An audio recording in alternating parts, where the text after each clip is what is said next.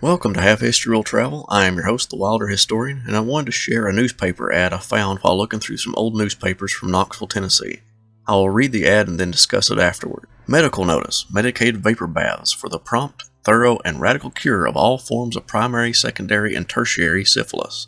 Dr. J.T. Salter would respectfully announce to the afflicted that he is now prepared at his rooms on Gay Street opposite the Lamar House in Knoxville, Tennessee, to administer this great remedy to all who are afflicted with any form of the above-named disease.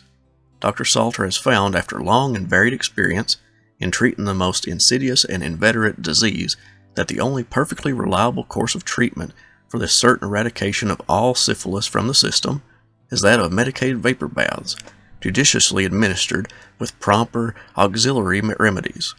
Dr. Salter takes great pleasure in being able to state that since he has pursued his present mode of treating this hydra disease, he has not, to the best of his knowledge and belief, failed in a single instance of having effected a radical cure of every case in which the patient has gone through his regular course of treatment. His treatment is as mild and pleasant as it is prompt and efficient. No one who is able to, at the time he comes under his treatment, to go about and attend to business will have to be confined for a single day under the course of treatment.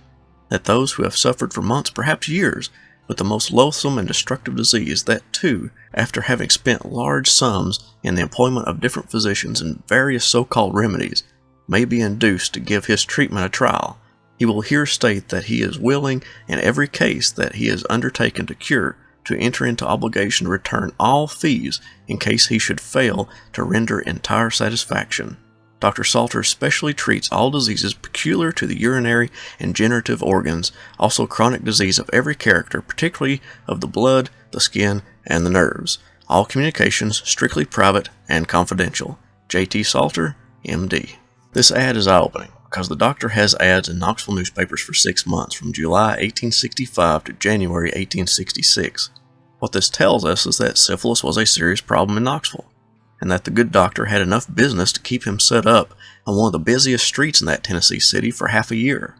Coming off of the Civil War, soldiers made their way back home, and after documented camp follows who literally infected the army, soldiers sought cures once they got home. I have no doubt that Dr. Salter's setup right at the end of the war was not a coincidence. Nevertheless, this ad caught my eye and I wanted to share it with you all. Have a great day, and I'll see you next week.